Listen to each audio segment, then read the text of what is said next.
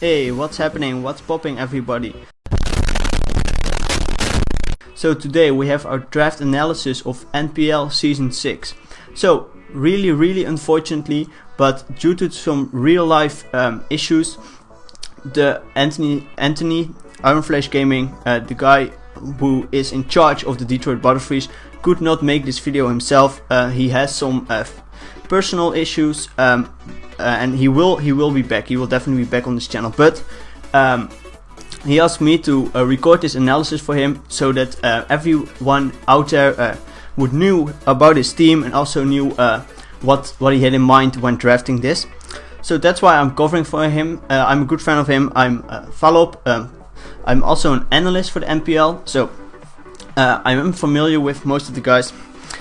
And yeah, I will be giving you the draft analysis for Anthony's team this time around. I hope I can cover everything as he would have covered it. Definitely it's not the same, but I will try my hardest, and yeah, give Anthony definitely some love in the comment section and with a like, because he definitely needed in these times. So first we are here with the draft analysis. So season 6 has come around with the NPL. Anthony has made it in, which is really amazing for him after being analyst last season. And so now we are in Gen 7, meaning the tiers were like put aside, and there was an open draft of 11 to 12 months. What that meant was you could draft like every month, every round, pretty much, if it was available, barring of course some bans, which were like Lando I, Megalatias, Pheromosa, which are new bans, but some other mons were unbanned, like Mega Kangaskhan for example. Other than that, what you could do was, if you picked before or at round 9 a Carnitair mon, a Carnitair mon is basically an annual or a PU mon, then you can add a 12th pick, which also would be from that tier, but you can then have 2 like Carny picks instead of 1 maybe better pick. So that was like the options you have, so you end up with 11 or 12 months. So our boy Anthony, he decided after a lot of thinking that he wanted a team with a lot of offense and hazard stack. So it's a pretty nice team for a draft league format, and you definitely need some key components to this team, aside from the obvious hazard stacking potential and offensive pressure. So I will be covering all the mons he drafted in the particular order, and go over all their roles on the team and why some of the mons are really crucial for this team.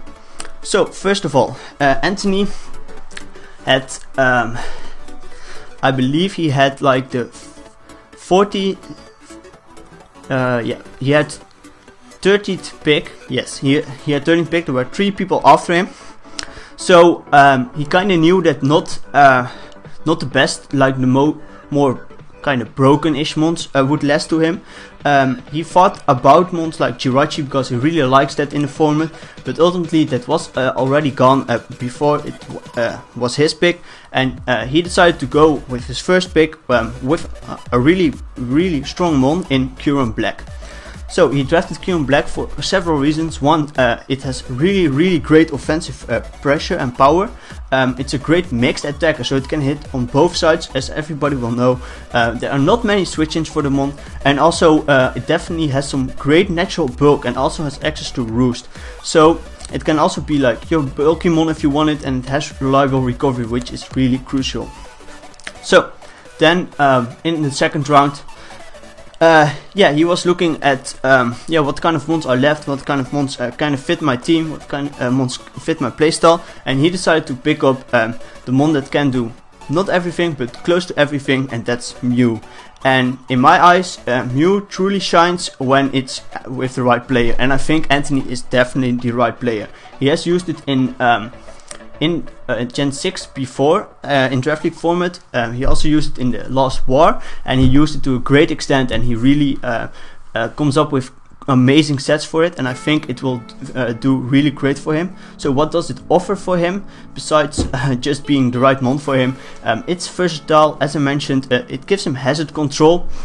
and Hazards itself. It can set up rocks, and it can also be the default sweeper if he needs it. It can also be a sweeper on itself, like a bulky Calm Mind, bulky bulk up set can be. It can be Nasty Plot, can be Swords Dance. It can also baton pass some stats, and it just has amazing coverage for like everything.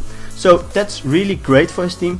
And also he made Mew Z move eligible, which means it can use Z moves, which is really great for it because it has its own Z move. And it can also really abuse a Z move due to the perfect coverage Mew has. So yeah, that's pretty much all about Mew. So now we are in up for round 3. Something I need to mention before I mentioned Mew is Z move eligible. Also his first round pick, Kyurem Black, is also Z move eligible, which means it can also abuse Z moves, which might be really nice for it because most of the times you don't really need a boosting item on Kyurem or something, and Z move might give it that extra power with like a move like Shadow Ball or Earth Power, which might not particularly break a mon. With the Z move it can definitely break it. And also to go a bit in depth in Z moves, for you guys who don't know, I think almost all of you who follow the NPL will know, Z moves for this season, all support Z moves were banned and all offensive Z moves were allowed, but the thing was behind it that you can only have 3 mons on your team that are Z move eligible, which means only 3 mons on your team can run a Z move in a week. Yeah, and Anthony so decided for Kyurem Black, Mew and a mon you will see later on. So then the third round came around and Anthony was looking at what mons are left, what do I want for my team, and he saw this mon and he thought, okay, this mon, I think it's really overlooked and I think I can really make it shine. And that mon is one of the new additions to Gen 7, and that is Buzzwole, the Ultra Beast. So what does Buzzwole give him? Buzzwole is a really great mon. Yes, it has a quad weakness to flying. Yes, it doesn't have a special attack or special defense. Its speed is still decent, and its HP is also nice, and its attack and defense are really amazing. So it gives him a Scarf Moxie Breaker, because Buzzwole itself is a wall breaker. Put a Scarf on it, and due to its ability Beast Boost, every time it gets a kill, it gets an attack raise, which is really nice. It can also work on the other spectrum, so not Scarfed, but in Trick Room it has access to Hammer Arm, so it can be like a Hammer Arm Trick Room Breaker, which is also a really cool option. Also, Buzzwole gets reliable recovery in Roost, which is also really nice for it, so it can be run more defensively. So in the first 3 mons Anthony has, all 3 mons have reliable recovery and are quite versatile in what they can do, and are also really strong. So then 4th round came along and there was this one mon that fitted his team beautifully, and that was Thundurus Incarnate. And Thundurus Incarnate does give him so much. It's also the last mon that's Z move eligible, which is really nice for it because it has also amazing coverage. So what does it give him? It gives him a sweeper, a Nasty Plot sweeper. It can be a Prankster Thunder Wave user, which is really nice. It also gives him Volt Switch and U-turn potential, so momentum on a Hazard second team is crucial because your opponent switches in a counter that takes the hazard damage, but you just Volt Switch out on it, so that's amazing. But there's also one hidden thing you might have not noticed from this pick, but Anthony will definitely make use of that, and that is its other ability, and that's Defiant. Defiant gives, if one of your stats is lowered, it gives you a +2 attack boost, meaning that if the opponent uses Defog and you switch in your Thundurus, it gets a +2 attack raise, and Thundurus can be run physically.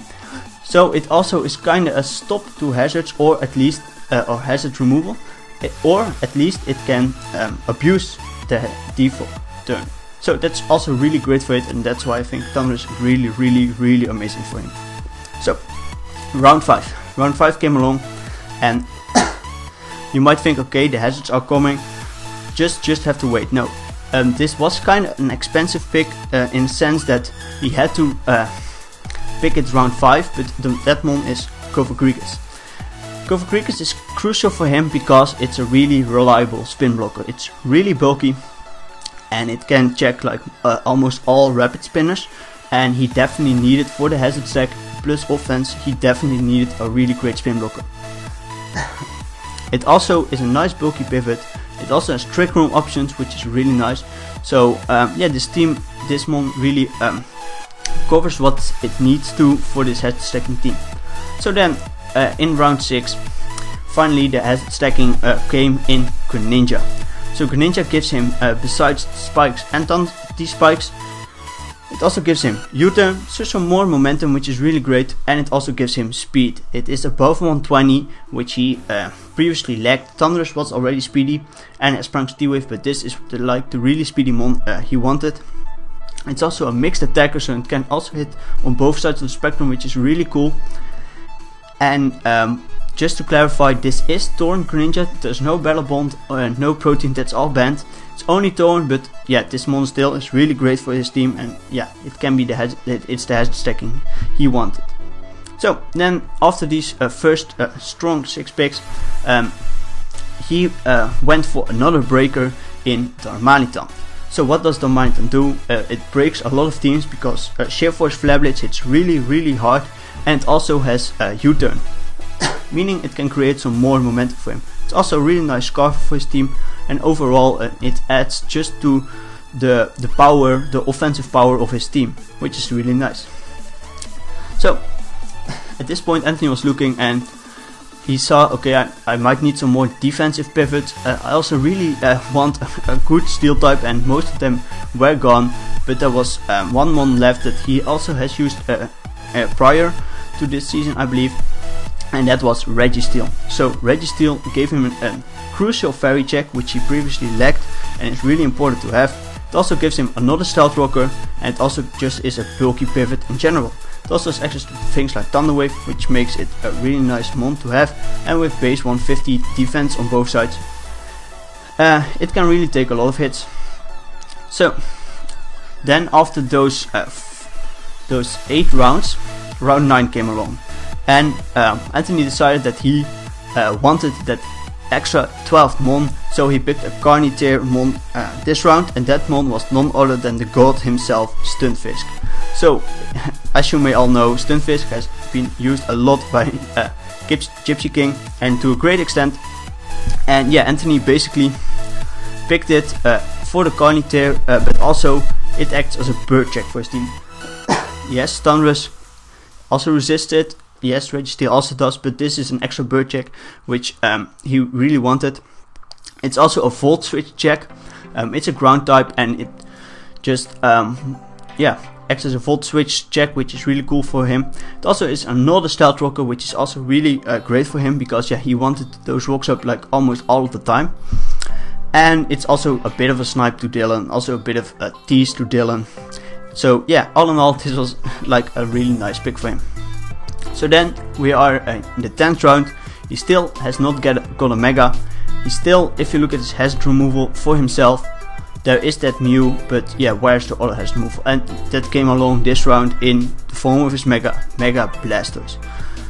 So Mega Blastoise is just the best spinner in the game, Anthony's words, and I can kinda agree with it. So it's also really cool that it can be bulky, or it can be like a special breaker. So it can be run bulky the one week, it can be run more offensively the other week, and it can reliably rapid spin, which is really nice for his team. If you look at mons like Kyurem, Thundurus, Darmanitan, all weak to rocks, and then if you want to hazard deck yourself, you also want hazards off your side, and Mega Blastoise is the guy to do so.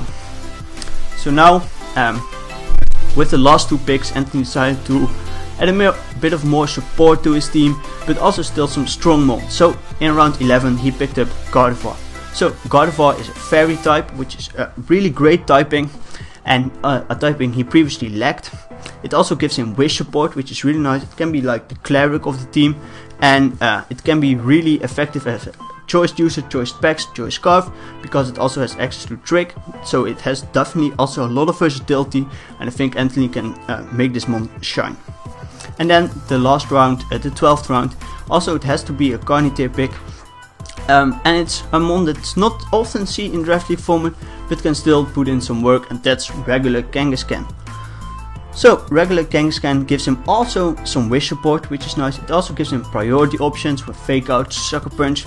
It also can be an assault vest user, so it can be it can take some hits and dish hits out. It can also be with, it has a scrappy ability, so it hits like everything with normal type moves. It can also be an offensive mon, so overall also another versatile mon. So yeah, that's pretty much everything I wanted to cover, and what I talked about with Anthony about his team.